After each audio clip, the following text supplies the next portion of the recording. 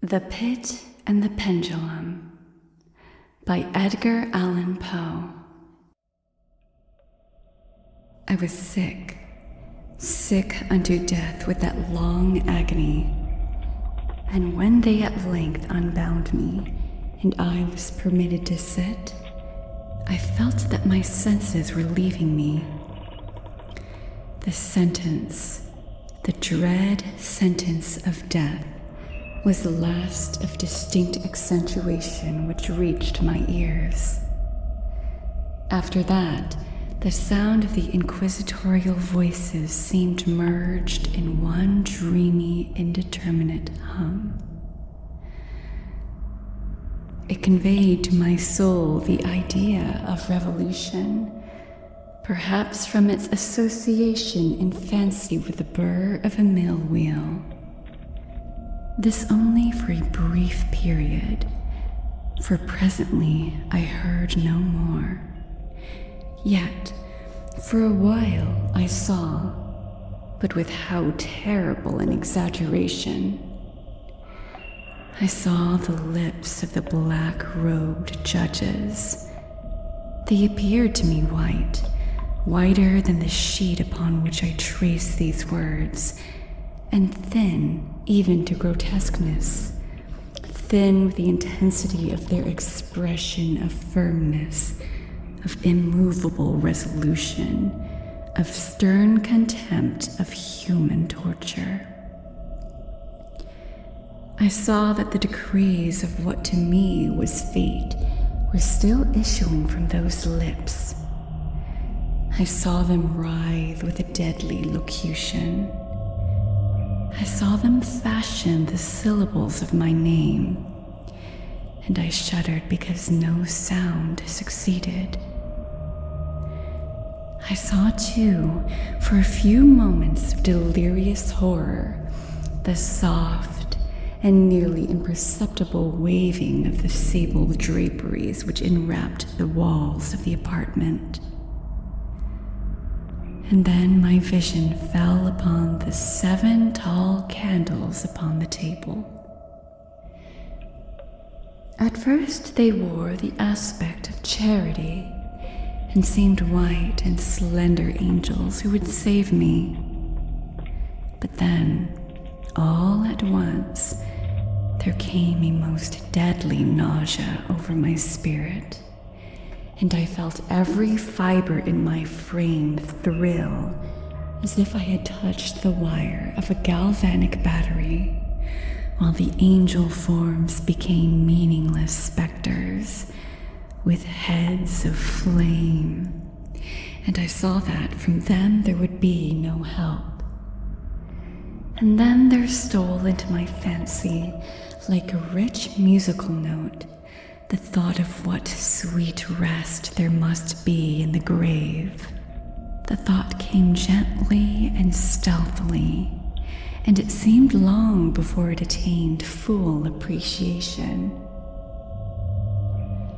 But just as my spirit came at length to properly feel and entertain it, the figures of the judges vanished as if magically from before me. The tall candles sank into nothingness. Their flames went out utterly. The blackness of darkness supervened. All sensations appeared swallowed up in a mad rushing descent as of the soul into Hades. Then silence and stillness, night were the universe. I had swooned, but still will not say that all of consciousness was lost. What of it there remained, I will not attempt to define or even to describe. Yet all was not lost. In the deepest slumber, no. In delirium, no. In a swoon, no. In death, no. Even in the grave, all is not lost. Else there is no immortality for man. Arousing from the most profound of slumbers, we break the gossamer web of some dream. Yet in a second afterward, so frail may that web have been, we remember not that we have dreamed. In the return to life from the swoon, there are two stages. First, that of the sense of mental or spiritual. Secondly, that of the sense of physical existence. It seems probable that, if upon reaching the second stage, we could recall the impressions of the first, we should find these impressions eloquent in memories of the gulf beyond. And that gulf is what? How at least shall we distinguish its shadows from those of the tomb? But if the impressions of what I have termed the first stage are not at will recalled, yet, after long interval, do they not come unbidden while we marvel whence they come? He who has never swooned is not he who finds strange palaces and wildly familiar faces in coals that glow. Is not he who beholds floating in mid-air the sad visions that the many may not view. Is not he who ponders over the perfume of some novel flower, is not he whose brain grows bewildered with the meaning of some musical cadence which has never before arrested his attention. Amid frequent and thoughtful endeavors to remember, amid earnest struggles to regather some token of the state of seeming nothingness into which my soul has lapsed, there have been moments when I have dreamed of success. There have been brief, very brief periods when I have conjured up remembrances which the lucid reason of a later epoch assures me could have had reference only to that condition of seeming unconsciousness. These shadows of memories tell indistinctly of tall figures that lifted and bore me in silence down, down, still down, till a hideous dizziness oppressed me at the mere idea of the interminableness of the descent.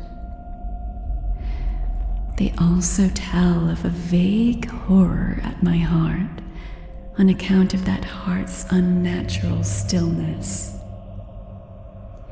Then comes a sense of sudden motionlessness throughout all things, as if those who bore me at ghastly train had outrun in their descent the limits of the limitless, and paused from the weariness of their toil.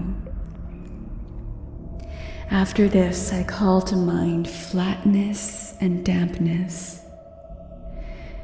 and then all is madness, the madness of a memory which busies itself among forbidden things.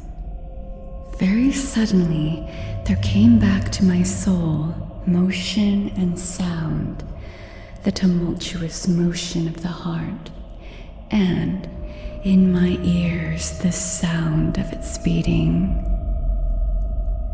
Then a pause in which all is blank.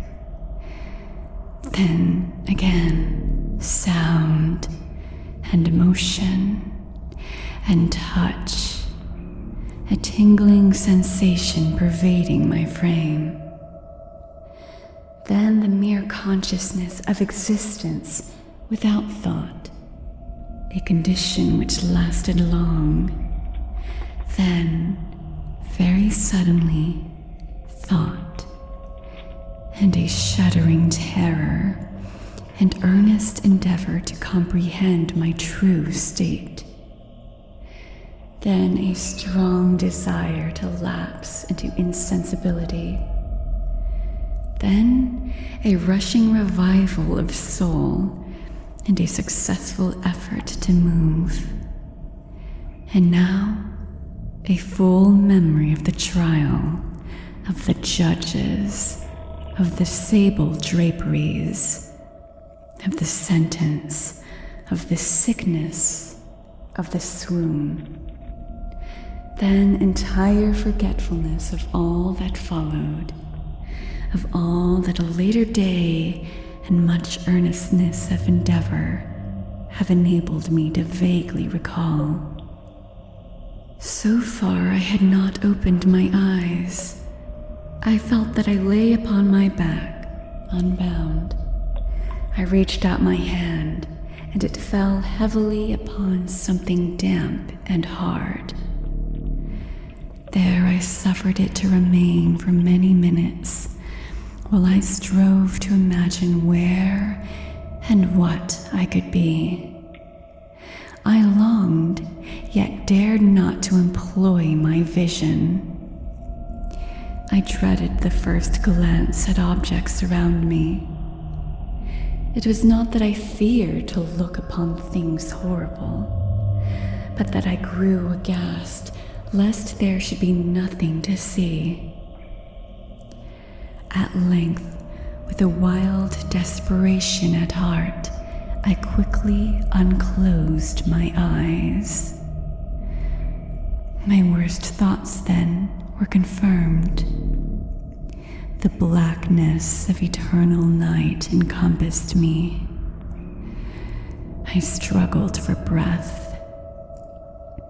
The intensity of the darkness seemed to oppress and stifle me. The atmosphere was intolerably close. I lay still quietly and made effort to exercise my reason. I brought to mind the inquisitorial proceedings and attempted from that point to deduce my real condition. The sentence had passed, and it appeared to me that a very long interval of time had since elapsed. Yet not for a moment did I suppose myself actually dead. Such a supposition, notwithstanding what we read in fiction, is altogether inconsistent with real existence. But where and in what state was I?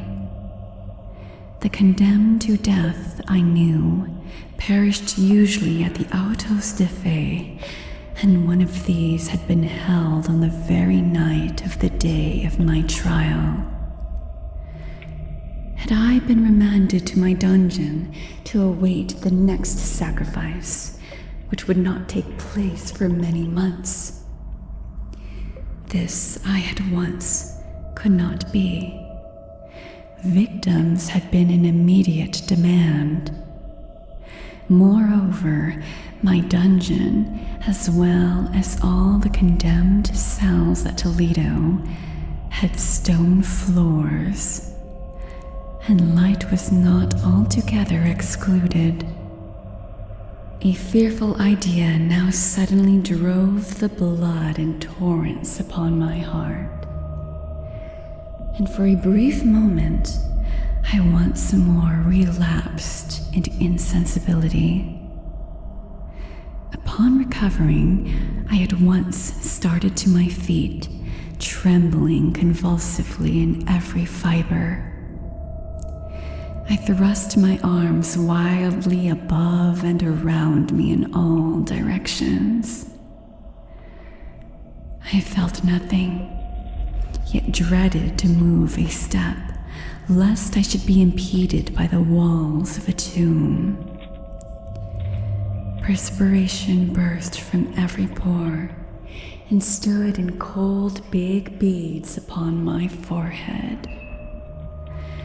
The agony of suspense grew at length intolerable, and I cautiously moved forward with my arms extended and my eyes straining from their sockets in the hope of catching some faint ray of light. I proceeded for many paces, but still all was black and vacancy. I breathed more freely. It seemed evident that mine was not, at least, the most hideous of fates. And now, as I still continued to step cautiously onward, there came thronging upon my recollection of 1,000 vague rumors of the horrors of Toledo. Of the dungeons there had been strange things narrated. Fables I had always deemed them, but yet strange and too ghastly to repeat, save in a whisper. Was I left to perish of starvation in this subterranean world of darkness? Or what fate, perhaps even more fearful, awaited me? That the result would be death, and a death of more than customary bitterness. I knew too well the character of my judges to doubt. The mode and the hour were all that occupied or distracted me. My outstretched hands at length encountered some solid obstruction. It was a wall, seemingly of stone masonry, very smooth, slimy, and cold. I followed it up, stepping with all the careful distrust with which certain antique narratives had inspired me. This process, however, afforded me no means of ascertaining the dimensions of my dungeon, as I might make its circuit and return to the point whence I set out without being aware of the fact. So perfectly uniform seemed the wall. I therefore sought the knife which had been in my pocket when led into the inquisitorial chamber. But it was gone. My clothes had been exchanged for a wrapper of coarse serge. I had thought of forcing the blade in some minute crevice of the masonry, so as to identify my point of departure. The difficulty, nevertheless, was but trivial, although, in the disorder of my fancy, it seemed at first insuperable. I tore a part of the hem from the robe and placed the fragment at full length and at right angles to the wall. In groping my way around the prison, I could not fail to encounter this rag upon completing the circuit. So at least, I thought, but I had not counted upon the extent of the dungeon or upon my own weakness. The ground was moist and slippery. I staggered onward for some time when I stumbled and fell. My excessive fatigue induced me to remain prostrate, and sleep soon overtook me as I lay. Upon waking and stretching forth an arm, I found beside me a loaf and a pitcher with water. I was much too exhausted to reflect upon this circumstance, but ate and drank with avidity.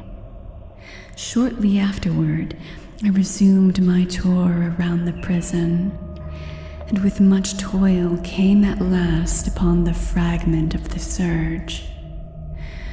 Up to the period when I fell, I had counted 52 paces. and upon resuming my walk, I had counted 48 more when I arrived at the rag. There were in all, then, 100 paces, and, admitting 2 paces to the yard, I presumed the dungeon to be 50 yards in circuit. I had met, however, with many angles in the wall, and thus I could form no guess at the shape of the vault, for vault I could not help supposing it to be. I had little object, certainly no hope these researches, but a vague curiosity prompted me to continue them. Quitting the wall, I resolved to cross the area of the enclosure. At first, I proceeded with extreme caution, for the floor, although seemingly of solid material, was treacherous with slime. At length, however, I took courage and did not hesitate to step firmly, endeavoring to cross in as direct a line as possible. I had advanced some 10 or 12 paces in this manner when the remnant of the torn hem of my robe became entangled between my legs. I stepped on it and fell violently on my face. In the confusion attending my fall, I did not immediately apprehend a somewhat startling circumstance, which yet, in a few seconds afterward, and while I still lay prostrate, arrested my attention. It was this. My chin rested upon the floor of the prison, but my lips and the upper portion of my head, although seemingly at a less elevation than the chin, touched nothing. At the same time, my forehead seemed bathed in a clammy vapor, and the peculiar smell of decayed fungus arose to my nostrils. I put forward my arm and shuddered to find that I had fallen at the very brink of a circular pit, whose extent, of course, I had no means of ascertaining at the moment. Groping about the masonry just below the margin, I succeeded in dislodging a small fragment and let it fall into the abyss. For many moments, I hearkened to its reverberations as it dashed against the sides of the chasm in its descent. At length, there was a sullen plunge into water, succeeded by loud echoes. At the same moment, there came a sound resembling the quick opening and as rapid closing of a door overhead, while a faint gleam of light flashed suddenly through the gloom, and as suddenly faded away. I clearly saw the doom which had been prepared for me, and congratulated myself upon the timely accident by which I had escaped. Another step before my fall, and the world had seen me no more, and the death just avoided was of that very character which I had regarded as fabulous and frivolous in the tales respecting the Inquisition. To the victims of its tyranny, there was the choice of death with its direst physical agonies, or death with its most hideous moral horrors. I had been reserved for the latter. By long suffering, my nerves had been unstrung until I trembled at the sound of my own voice, and had become in every respect a fitting subject for the species of torture which awaited me. Shaking in every limb, I groped my way back to the wall, resolving there to perish rather than risk the terrors of the wells, of which my imagination now pictured many in various positions about the dungeon. In other conditions of mind, I might have had courage to end my misery at once by a plunge into one of these abysses. But now I was the veriest of cowards. Neither could I forget what I had read of these pits, that the sudden extinction of life formed no part of their most horrible plan. Agitation of spirit kept me awake for many long hours, but at length I again slumbered. Upon arousing, I found by my side, as before, a loaf and a pitcher of water. A burning thirst consumed me, and I emptied the vessel at a draught. It must have been drugged, for scarcely had I drunk before I became irresistibly drowsy. A deep sleep fell upon me, a sleep like that of death. How long it lasted, of course, I know not. But when once again I unclosed my eyes, the objects around me were visible. By a wild, sulphurous luster, the origin of which I could not at first determine, I was enabled to see the extent and aspect of the prison. In its size, I had been greatly mistaken. The whole circuit of its walls did not exceed 25 yards. For some minutes, this fact occasioned me a world of vain trouble. Vain indeed, for what could be of less importance under the terrible circumstances which environed me than the mere dimensions of my dungeon? But my soul took a wild interest in trifles, and I busied myself in endeavors to account for the error I had committed in my measurement. The truth at length flashed upon me. In my first attempt at exploration, I had counted 52 paces up to the period when I fell. I must then have been within a pace or two of the fragment of serge. In fact, I had nearly performed the circuit of the vault.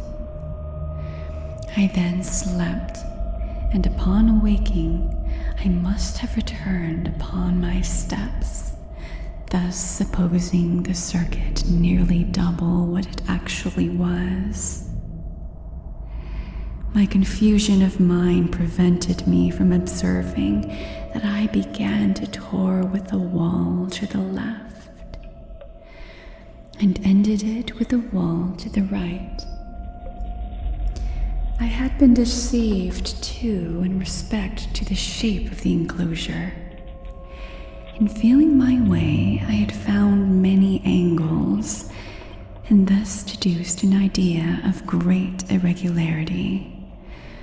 So potent is the effect of total darkness upon one arousing from lethargy or sleep. The angles were simply those of a few slight depressions or niches at odd intervals. The general shape of the prison was square. What I had taken for masonry seemed now to be iron or some other metal, and huge plates whose sutures or joints occasioned the depression. The entire surface of this metallic enclosure was rudely daubed in all the hideous and repulsive devices to which the charnel supposition of the monks has given rise.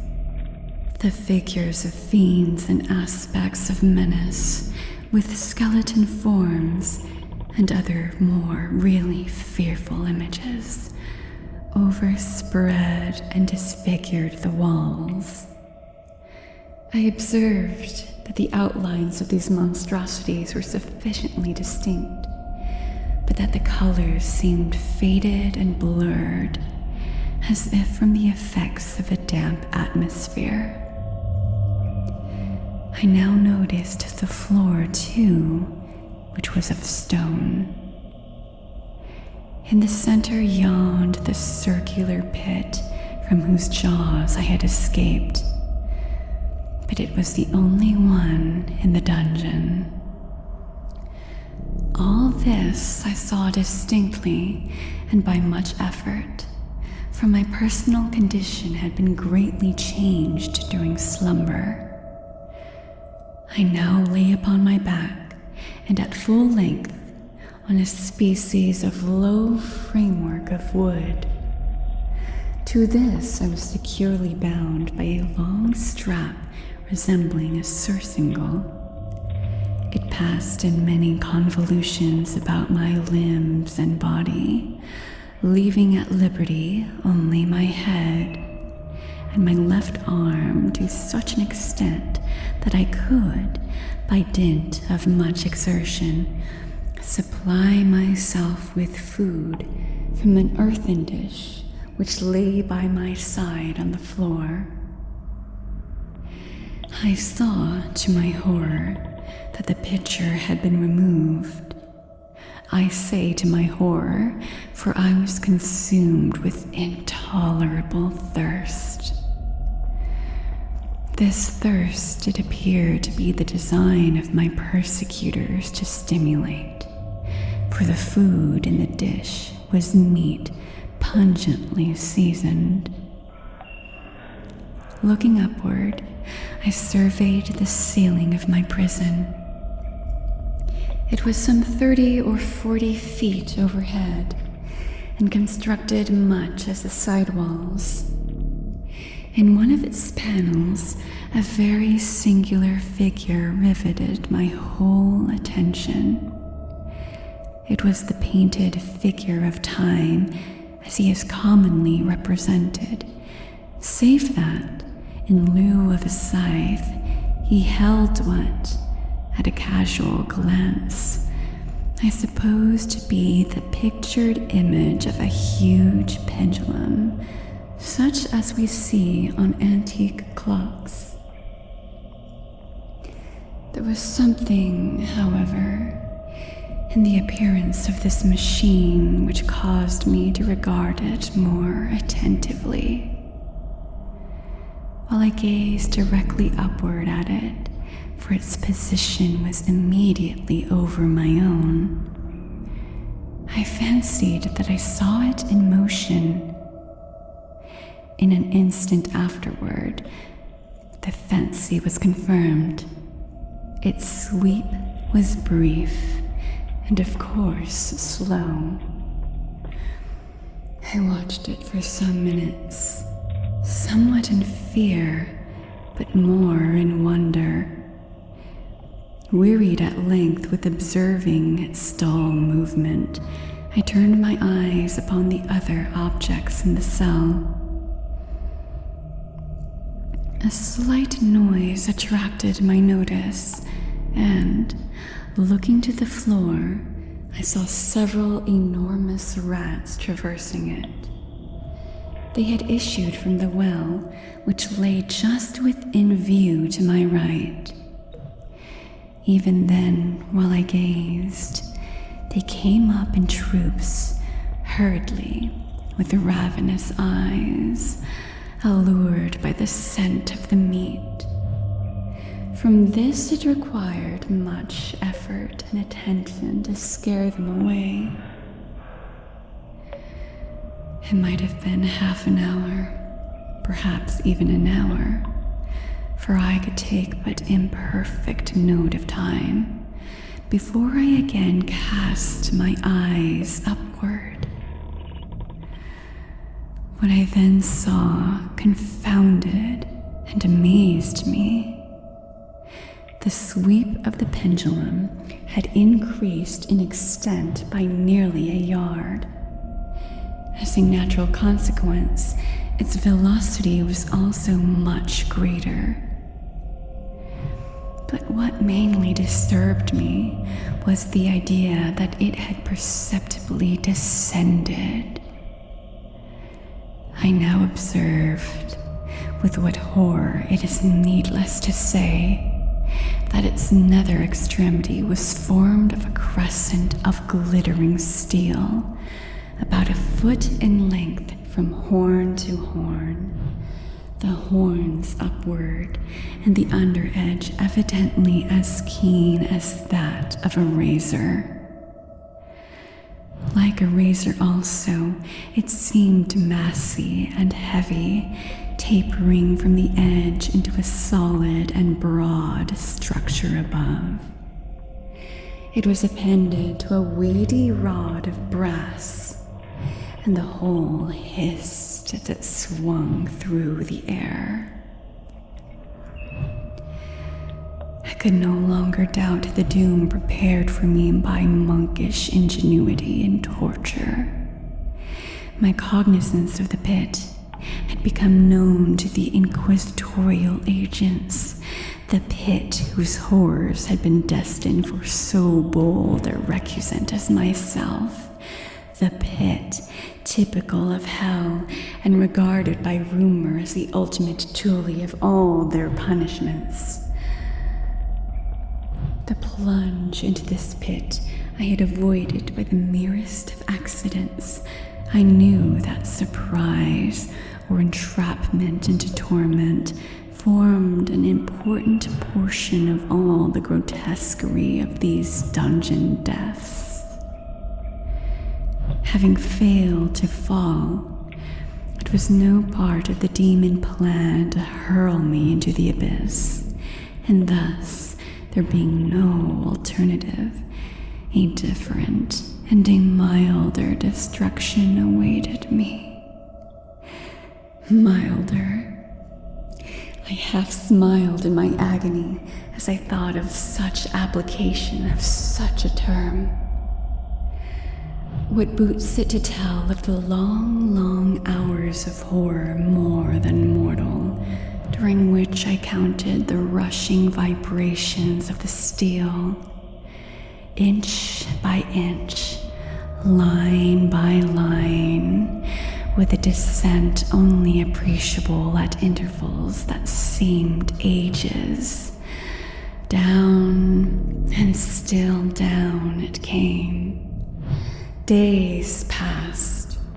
It might have been that many days passed, ere it swept so closely over me as to fan me with its acrid breath.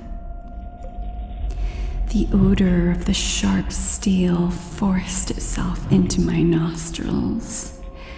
I prayed. I wearied heaven with my prayer for its more speedy descent. I grew frantically mad and struggled to force myself upward against the sweep of the fearful scimitar. And then I felt suddenly calm and lay smiling at the glittering death as a child at some rare bauble. There was another interval of utter insensibility. It was brief, for, upon again lapsing into life, there had been no perceptible descent in the pendulum. But it might have been long, for I knew there were demons who took note of my swoon, and who could have arrested the vibration at pleasure. Upon my recovery, too, I felt very inexpressibly sick and weak, as if through long inanition. Even amid the agonies of that period, the human nature craved food. With painful effort, I outstretched my left arm as far as my bonds permitted, and took possession of the small remnant which had been spared me by the rats. As I put a portion of it within my lips, there rushed to my mind a half-formed thought of joy, of hope. Yet what business had I with hope? It was, as I say, a half-formed thought. Man has many such which are never completed. I felt that it was of joy, of hope, but felt also that it had perished in its formation. In vain I struggled to perfect, to regain it. Long suffering had nearly annihilated all my ordinary powers of mind. I was an imbecile, an idiot. The vibration of the pendulum was at right angles to my length. I saw that the crescent was designed to cross the region of the heart. It would fray the serge of my robe. It would return and repeat its operations again and again. Notwithstanding terrifically wide sweep, some 30 feet or more, and the hissing vigor of its descent, sufficient to sunder these very walls of iron, still the fraying of my robe would be all that for several minutes it would accomplish. And at this thought I paused. I dared not go farther than this reflection. I dwelt upon it with a pertinacity of attention, as if, in so dwelling, I could arrest here the descent of the steel. I forced myself to ponder upon the sound of the crescent as it should pass across the garment, upon the peculiar thrilling sensation which the friction of cloth produces on the nerves. I pondered upon all this frivolity until my teeth were on edge. Down, steadily down it crept. I took a frenzied pleasure in contrasting its downward with its lateral velocity. To the right, to the left, far and wide, with the shriek of a damned spirit. To my heart with the stealthy pace of the tiger. I alternately laughed and howled as the one or the other idea grew predominant. Down, certainly relentlessly down, it vibrated within 3 inches of my bosom. I struggled violently, furiously to free my left arm. This was free only from the elbow to the hand. I could reach the latter from the platter beside me to my mouth with great effort, but no farther. Could I have broken the fastenings above the elbow, I would have seized and attempted to arrest the pendulum. I might as well have attempted to arrest an avalanche. Down, still unceasingly, still inevitably down. I gasped and struggled at each vibration. I shrunk convulsively at its every sweep. My eyes followed its outward or upwards whirls with the eagerness of the most unmeaning despair. They closed themselves spasmodically at the descent, although death would have been a relief. Oh, how unspeakable. Still, I quivered in every nerve to think how slight a sinking of the machine would precipitate that keen, glistening axe upon my bosom.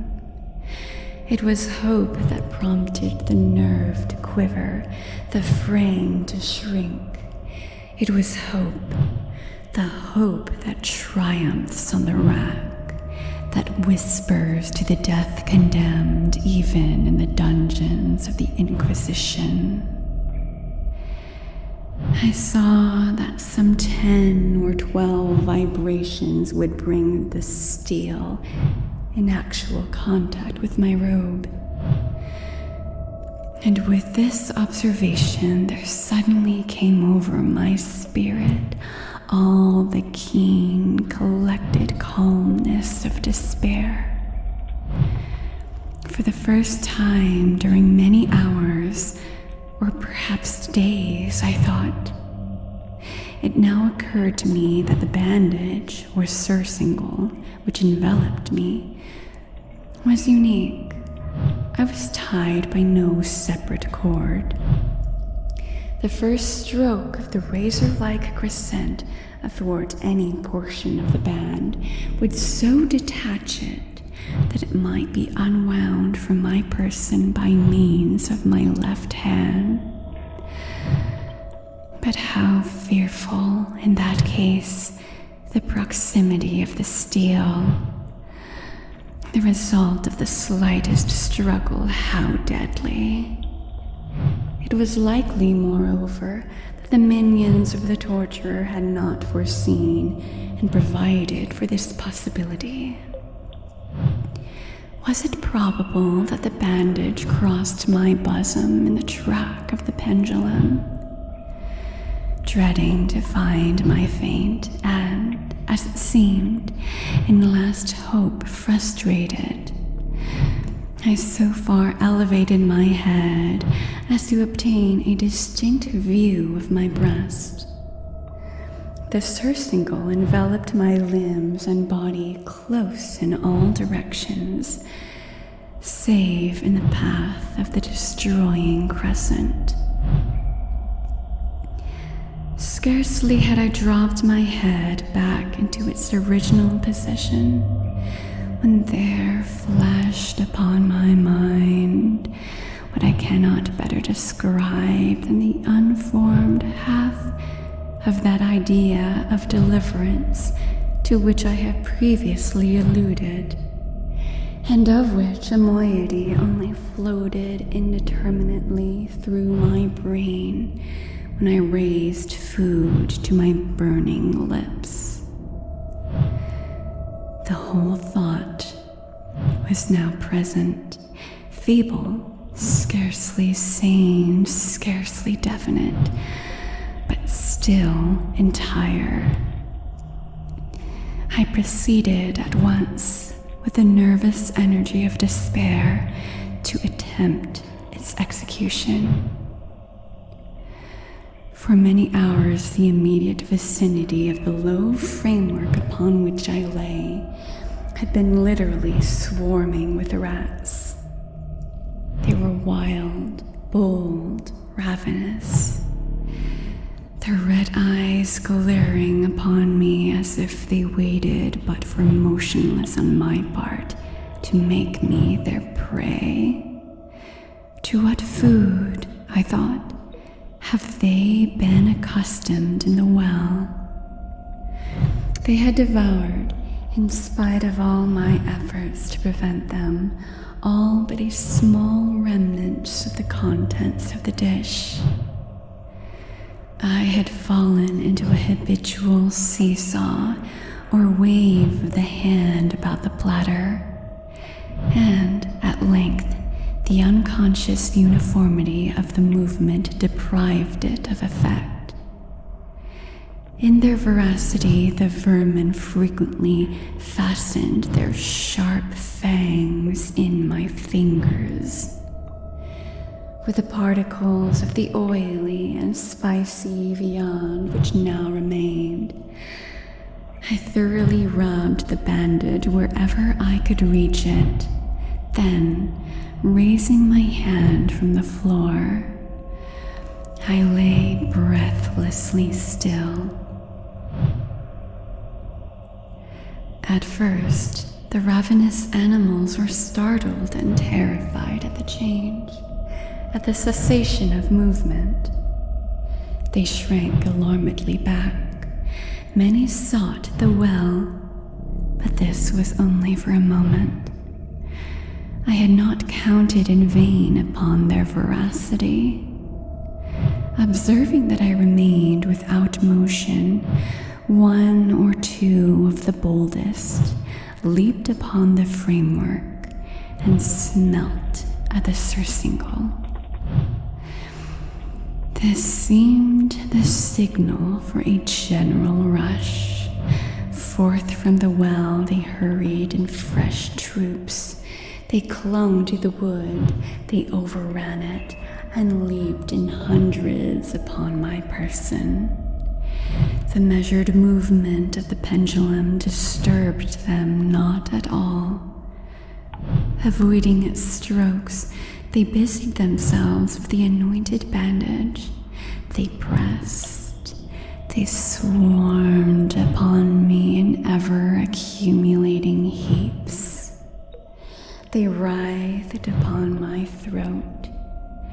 Their cold lips sought my own. I was half stifled by their thronging pleasure, disgust, for which the world has no name, swelled my bosom, and chilled with a heavy clamminess my heart. Yet 1 minute, and I felt that the struggle would be over. Plainly I perceived the loosening of the bandage. I knew that in more than one place it must already be severed. With a more than human resolution, I lay still. Nor had I erred in my calculations, nor had I endured in vain. I at length felt that I was free. The surcingle hung in ribbons from my body, but the stroke of the pendulum already pressed upon my bosom. It had divided the serge of the robe. It had cut through the linen beneath. Twice again it swung, and a sharp sense of pain shot through every nerve. But the moment of escape had arrived. At a wave of my hand, my deliverers hurried tumultuously away. With a steady movement, cautious, sidelong, shrinking and slow, I slid from the embrace of the bandage and beyond the reach of the scimitar. For the moment, at least, I was free. Free, and in the grasp of the Inquisition. I had scarcely stepped from my wooden bed of horror upon the stone floor of the prison when the motion of the hellish machine ceased, and I beheld it drawn up by some invisible force through the ceiling. This was a lesson which I took desperately to heart. My every moment was undoubtedly watched. Free. I had but escaped death in one form of agony to be delivered unto worse than death in some other. With that thought, I rolled my eyes nervously round on the barriers of iron that hemmed me in. Something unusual, some change which at first I could not appreciate distinctly, it was obvious, had taken place in the apartment. For many minutes of a dreamy and trembling abstraction, I busied myself in vain, unconnected conjecture. During this period, I became aware, for the first time, of the origin of the sulphurous light which illumined the cell. It proceeded from a fissure about half an inch in width, extending entirely around the prison at the base of the walls, which thus appeared and were completely separated from the floor. I endeavored, but of course in vain, to look through the aperture. As I rose from the attempt, the mystery of the altercation in the chamber broke at once upon my understanding. I have observed that, although the outlines of the figures upon the walls were sufficiently distinct, yet the colors seemed blurred and indefinite. These colors had now assumed, and were momentarily assuming, a startling and most intense brilliancy that gave to the spectral and fiendish portraitures an aspect that might have thrilled even firmer nerves than my own. Demon eyes of a wild and ghastly vivacity glared upon me in 1,000 directions, where none had been visible before, and gleamed with the lurid luster of a fire that I could not force my imagination to regard as unreal. Unreal. Even while I breathed, there came to my nostrils the breath of the vapor of heated iron. A suffocating odor pervaded the prison. A deeper glow settled each moment in the eyes that glared at my agonies. A richer tint of crimson diffused itself over the pictured horrors of blood. I panted. I gasped for breath. There could be no doubt of the design of my tormentors. Oh, most unrelenting, oh, most demonic of men. I shrank from the glowing metal to the center of the cell. Amid the thought of the fiery destruction that impended, the idea of the coolness of the well came over my soul like balm. I rushed to its deadly brink. I threw my straining vision below. The glare from the enkindled roof illumined its inmost recesses.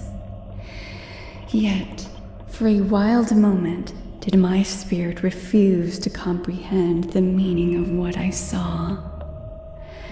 At length, it forced. It wrestled its way into my soul. It burned itself in upon my shuddering reason. Oh, for a voice to speak. Oh, horror. Oh, any horror but this. With a shriek, I rushed from the margin and buried my face in my hands, weeping bitterly. The heat rapidly increased, and once again I looked up, shuddering as with a fit of the ague. There had been a second change in the cell, and now the change was obviously in the form. As before, it was in vain that I, at first, endeavored to appreciate or understand what was taking place. But not long was I left in doubt. The inquisitorial vengeance had been hurried by my twofold escape, and there was to be no more dallying with the king of terrors. The room had had been square. I saw that two of its iron angles were now acute, two consequently obtuse. The fearful difference quickly increased with a low rumbling or moaning sound. In an instant, the apartment had shifted its form into that of a lozenge. But the altercation stopped not here. I neither hoped nor desired it to stop. I could have clasped the red walls to my bosom as a garment of eternal peace. Death, I said, any death but that of the pit. Fool! Might I have not known that into the pit it was the object of the burning iron to urge me? Could I resist its glow? Or, if even that, could I withstand its pressure? And now, flatter and flatter grew the lozenge, with a rapidity that left me no time for contemplation. Its center, and of course its greatest width, came just over the yawning gulf. I shrank back, but the closing walls pressed me resistlessly forward. At length, for my seared and writhing body, there was no longer an inch of foothold on the firm floor of the prison. I struggled no more, but the agony of my soul found vent in one loud, long, and final scream of despair. I felt that I tottered upon the brink. I averted my eyes. There was a discordant hum of human voices. There was a loud blast as of many trumpets. There was a harsh grating as of 1,000 thunders. The fiery walls rushed back. An outstretched arm caught my own as I fell, fainting into the abyss. It was that of General Lassalle. The French army had entered Toledo. The Inquisition was in the hands of its enemies.